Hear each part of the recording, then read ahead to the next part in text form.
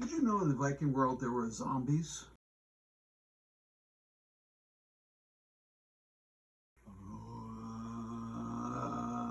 Brains! A Draugr is just another form of a troll. Trolls are anything magical in Scandinavian mythology.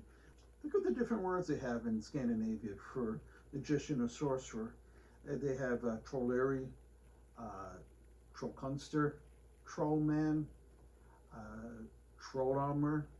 These are all just anything to do with magic. Troll just says magic. So trolls do cover zombies because they are kind of magical. They can be shapeshifters. They increase their size because it's kind of like a bloated corpse.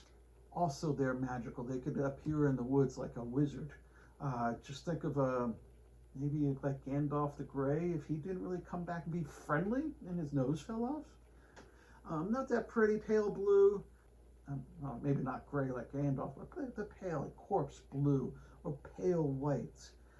So when a body is going to be brought outside of the house after it dies, they would actually cut a hole in the wall of the house and bring the corpse out that way and rebuild the wall so the corpse can't remember how to come home again. One time someone made a mistake to bury the corpse right there outside the front door, and the ghost kept, or the Draugr kept coming in the home and harassing the family. Sometimes you got also something similar to a Draugr is a mound dweller. You know, you would bury an important man inside of a mound, a hill, and have an entrance that you can put him in. It's kind of like a hobbit house, you know, like the hobbit house for the dead. But they're not supposed to come out. Sometimes they do and cause trouble, or sometimes you break in and aggravate them and they start harassing you. But most Draugrs, they could just roam around anywhere. So how is a Draugr a troll? How are they magical? For one thing, they're shapeshifters. They could change into different animals and change their size.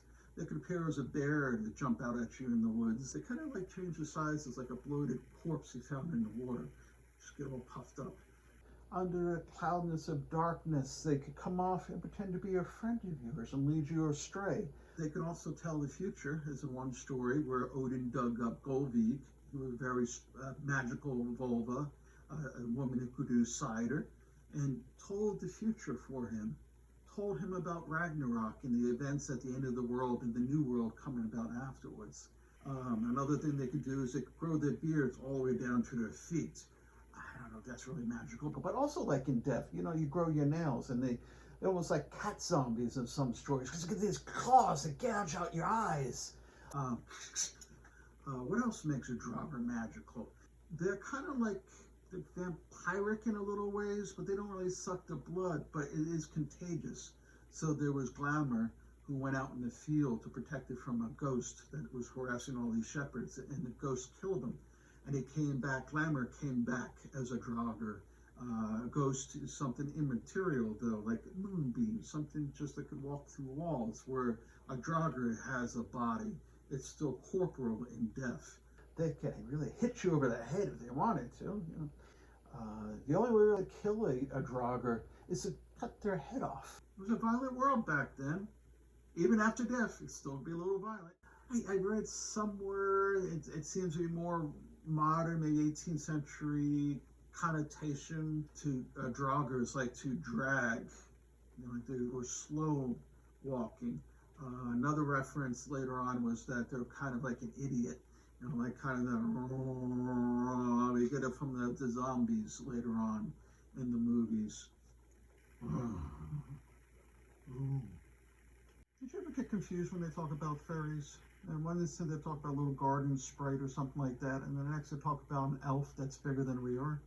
Well, fairies is just, you know, the connotation is anything magical in the fairy world. They have brownies and hobgoblins and leprechauns. And in Scandinavian tradition, we have the Nissa of the Tomte. They're little ornery bastards. You would wish you met a Draugr instead of Nissa or Tomte who didn't get his Christmas porridge. Little fucking Nissas. The only thing worse than them maybe would be a Kulikan, a drunken leprechaun who didn't get his green beer on St. Patrick's Day. Fucking Nissa.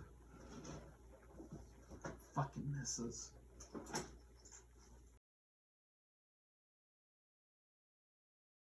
You know better. You make sure you read your weekly Trollholm stories at Soundhouse Press, or else one of the Draugrs will come out and get you. The hell with the Draugr? The fucking Nissa will come out and get you.